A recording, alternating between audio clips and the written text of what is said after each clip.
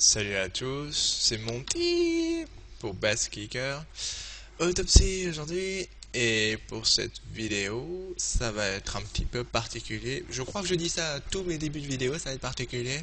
Euh, on va être un petit peu habitué. Ce qui va se passer, c'est que à la demande de pas mal de monde, et d'ailleurs c'est une demande qui est tout à fait justifiée, tout à fait valable, je vais poster des mains où j'ai fait des moves qui en fait ne sont pas passés. Parce que oui, il faut bien savoir qu'on ne gagne pas tous les coups.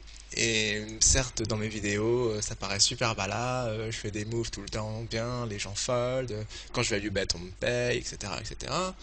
Mais ce qu'il faut quand même savoir, c'est que ça, c'est le beau côté quoi, du poker. Et il y a l'autre côté, celui où on fait tapis et on se fait payer. Euh, quand on n'a rien. Déjà, il y a plusieurs raisons à ça. Enfin, souvent, c'est parce que la main on l'a mal jouée. Enfin, c'est la principale raison, c'est pas que ça. Ce que je veux dire, c'est que par exemple, en général, un bluff pour moi, c'est en gros raconter une histoire quoi.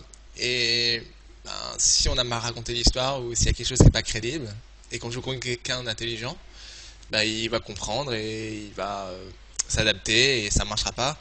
Il y a cette raison-là. Il y a aussi le fait que parfois c'est juste un mauvais timing. C'est-à-dire que vous allez jouer contre quelqu'un, il va avoir une range, et vous savez que dans cette range, il va y avoir des mains très très très fortes, ou des mains très moyennes. Donc en gros, vous espérez juste pas tomber contre la fois où il va avoir une main énorme. Alors bien sûr, des fois ça passe pas, parce que c'est ce moment-là, mais c'est pas pour autant que le bluff est mauvais, ou qu'il faut pas le refaire, etc. Et ça montre aussi un peu que, même si parfois des moves sont, sont pas passés, entre guillemets, désolé si je me répète, mais il faut quand même continuer à essayer. Il faut pas s'arrêter au premier échec, hein, sinon on ne fait jamais rien dans la vie. Le poker, c'est comme la vie. Et donc là, j'ai fait une petite sélection de mains. Il y en a pas mal. Je sais pas si je pourrais toutes les montrer, Euh, mais ça regroupera à peu près toutes les, enfin pas toutes les situations, mais pas mal de situations assez récurrentes. Euh, donc il va y avoir des moves que j'aime pas du tout. Je vais dire pourquoi. Il y en a que j'aime assez, mais j'ai pas eu la réussite.